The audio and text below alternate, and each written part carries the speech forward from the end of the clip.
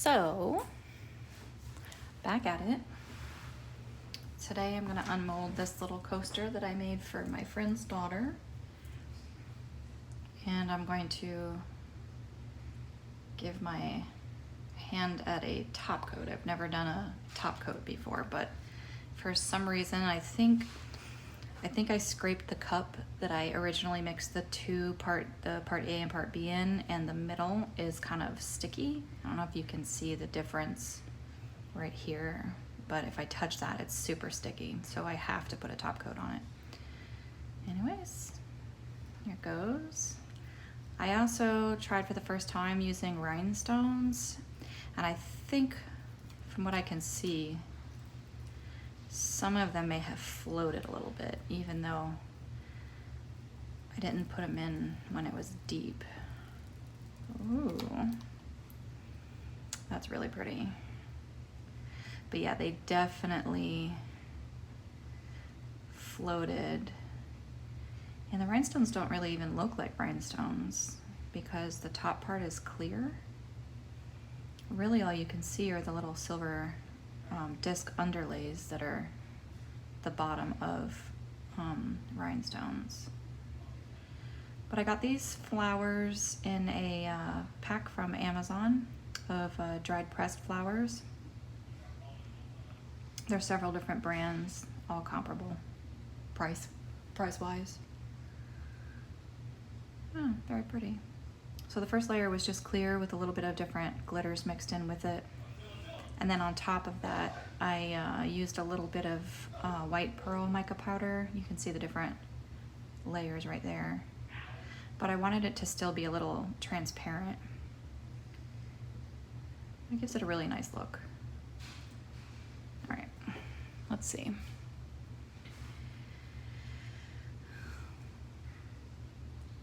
Like I said, this is my first time doing a top coat, so wish me luck.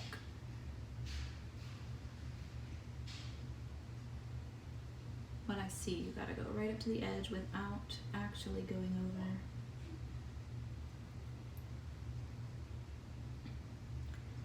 And I'm awaiting a new shipment of resin. I have only tried the stuff that you can get like from Michael's and your local craft store.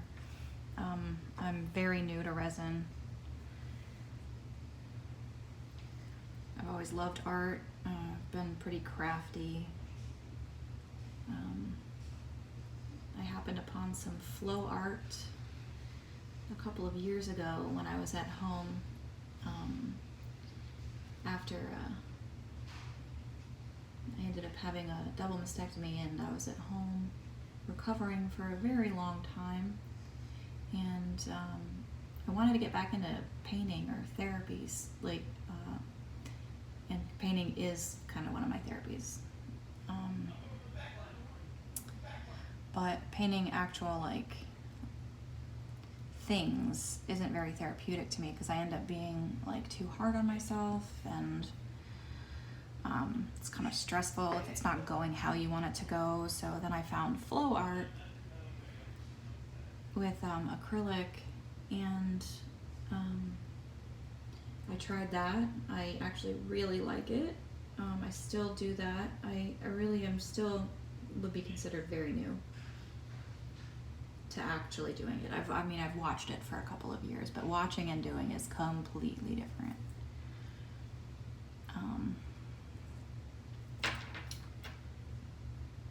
Anyways, the first person that I actually binge watched everything that they had and followed them was Karen from Waterfall Acrylics. So whether she knows it or not, she was a very big part of my life and part of my recovery. And she was always just very upbeat and happy, and I liked hearing her talk about her life and what was going on, and the banter back and forth that she had with herself was great. Another person that I watched a lot of was Rinska Dauna. Her blooms are amazing. Sorry, Dutch pours. She's the first person that I saw do a Dutch pour. And then also, not long after that, I happened upon Molly from Molly's Artistry, fellow Floridian. I'm not sure where at in Florida she is. I'm in Southwest Florida. But anyway, I have decided to give a go at posting what I do online in the hopes that someone else that needs it happens upon it, or if you just like watching art like I do. Again, not a professional, just doing some stuff that I love. It's very therapeutic, as I said. And you know, the thing with art is it's very expensive. It's a very expensive hobby. And it actually takes up a lot of room in a home. I was just able to convert an area in my home to be a little art studio. Sorry, I'm just doing this because the glare from the ring light is making it difficult to see where I have not gotten resin yet. You might be able to see, but I can't with the glare. But anyways, like I said, just starting, trying to figure out what works for me, what doesn't work for me, trying on just little things, nothing commissioned yet, because I want to make sure that I can actually produce what I'm wanting to produce. So I have a little bit of resin left. I'm gonna heat this to make sure there's no bubbles on there. I have a tiny bit of resin left, but I don't want it to go to waste. It's very expensive.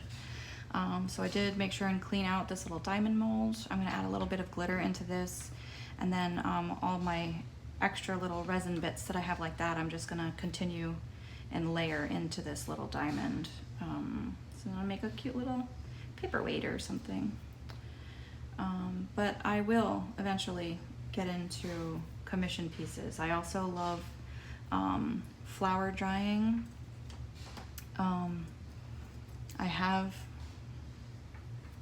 grown and dried my own flowers, and so I've been getting into that a little bit more. I'd love to start casting commission pieces for people with flowers from maybe like their wedding bouquet, or a special event, maybe prom or homecoming, or a little on the deeper side if there was a, you know, somebody lost a loved one and there was an arrangement or something that they wanted to keep. I do eventually also, I have to kind of talk to my family about this because it's also their home, but I would love to get into preserving cremains of loved ones or animals that we've lost into art pieces.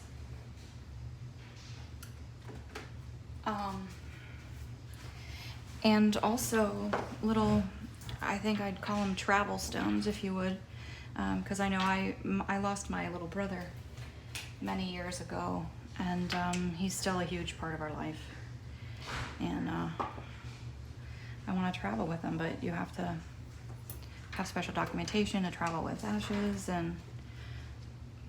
but that would be really cool. Make little travel stones with your loved one's cremains and bring them with you. Anyways, if anyone sees this, hope you enjoy.